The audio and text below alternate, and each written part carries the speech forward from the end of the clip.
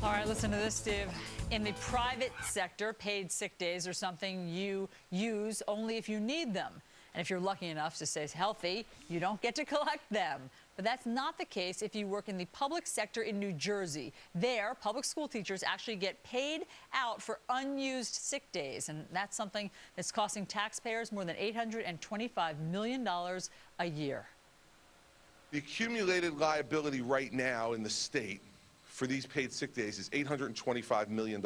Sick days should be for when you're sick, not for anything else. And if you're fortunate enough not to get sick, the payment you get is not being sick. And you should get on your knees and thank God that you weren't sick. Joining us now to talk about this is the founder of the Education Action Group and author of Indoctrination, Kyle Olson. Hi, Kyle. Good morning.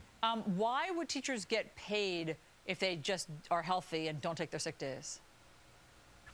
Well, because it's in a collective bargaining agreement, and it's not just New Jersey, but this occurs across the country. And so what happens is the union will negotiate a certain number of days in a collective bargaining agreement, and then teachers are able to bank those days, and then when they retire, they're able to cash those out for oftentimes huge sums of money. Right. So Christie has been railing against this, obviously, because he says that it's part of why New Jersey and so many states are in the financial straits that they're in. I know you did a lot of your own research. Let's look at some examples. Newark, New Jersey, which of course is a city that has had lots of financial trouble with their public schools. How much are they paying out in sick leave? Last year alone, they paid over $4 million just in sick leave payouts. And so you think about a school district, granted Newark is a large district with a large budget, but $4 million, I mean, think about how many textbooks that could buy, new computers, those sorts of things.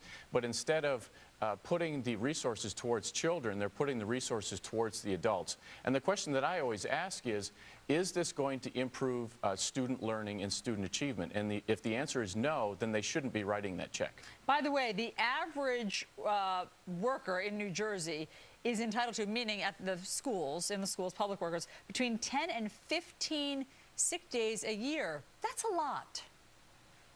It is a lot. And again, the question needs to be what is appropriate. Obviously, employees need sick days. I don't think anyone is arguing that.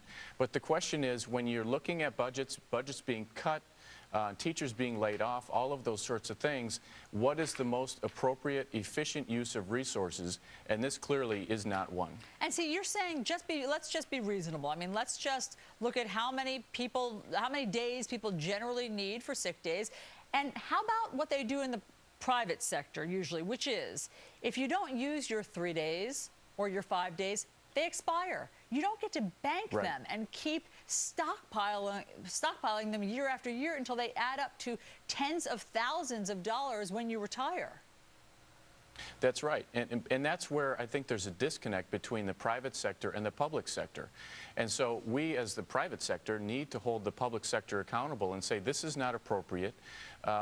As we're seeing the cost of education continue to go up each year, we need to seriously be looking at these expenses because it just is not, there's a huge disconnect and it needs to be dealt with. What are the chances that this system is going to change in New Jersey or elsewhere?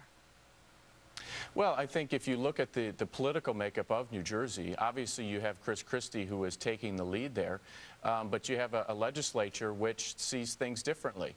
Now, there are other governors who have stood up and sought these changes. Scott Walker is a great example. But other governors, other legislatures, other cities need to tackle these issues because we can't, as taxpayers, we can't just continue to pay this bill and see the substandard results, the unacceptable student achievement levels. Yeah. Kyle Olson, you, of course, are the author of Indoctrination. We should mention that we have Governor Scott Walker, coming up in about an hour to talk about some of the political price that he has paid for going after the unions. Thanks so much for coming in to talk about this. Thank you very much. All right, so we just showed you a Fox and Friends viewer who landed a great job thanks to